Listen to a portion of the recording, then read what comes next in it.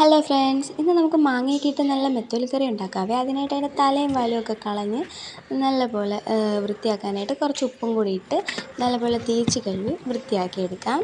അപ്പോഴത്തേക്കും നമുക്കത് ഇതുപോലെ കിട്ടും. പിന്നീട് അതിനാവശ്യമായിട്ടുള്ള തക്കാളി, പച്ചമുളക്, മാങ്ങ, വെളുത്തുള്ളി, ചുവന്നുള്ളി, കറിവേപ്പില എടുക്കുക. പിന്നീട് നമുക്ക് അരപ്പിനായിട്ട് ആവശ്യമായിട്ടുള്ള തേങ്ങ, മുളക് പൊടി, മല്ലിപ്പൊടി, മഞ്ഞൾപ്പൊടി, ഉലുവാപ്പൊടി, കുറച്ച് തക്കാളി, ചുവന്നുള്ളി എടുത്ത് ഈ ഒരു കൺസിസ്റ്റൻസിയിൽ അരച്ചെടുക്കുക. അതിനുശേഷം ഒരു ചട്ടി അടുപ്പിൽ വെച്ച് എണ്ണ ഒഴിച്ച് ചൂടാകുമ്പോൾ കടുവിട്ട് പൊട്ടിച്ച് വെളുത്തുള്ളി, ചുവന്നുള്ളി ഇട്ട് അതൊരു ബ്രൗൺ നിറമാകുന്നവരെ ഇളക്കി കൊടുത്ത് കുറച്ച് മാങ്ങ കൂടി ചേർത്ത് അതിലേക്ക് നമ്മൾ അരച്ച് വെച്ചിട്ടുള്ള അരപ്പ് കൂടി ചേർത്ത് കൊടുക്കാം. ആവശ്യമായിട്ടുള്ള ഉപ്പും കൂടി ഇട്ട് കുറച്ച് പുളി കൂടി ചേർത്ത് കൊടുക്കാം. എന്നിട്ട് നമുക്കത് മൂടി വയ്ക്കാം. ഈ തിള വരുന്നവരെ വെയിറ്റ് ചെയ്യാം. അപ്പോൾ ഇങ്ങനെ തിളച്ച് വരുന്ന ഈ ഒരു സമയത്ത് കുറച്ച് തക്കാളിയും പച്ചമുളകും കൂടെ ചേർത്ത് അതിനുശേഷം നമ്മുടെ മെയിൻ ഐറ്റമായിട്ടുള്ള നമ്മുടെ നെത്തോലി കൂടി അങ്ങോട്ട് തട്ടിയിട്ട് കൊടുക്കാം.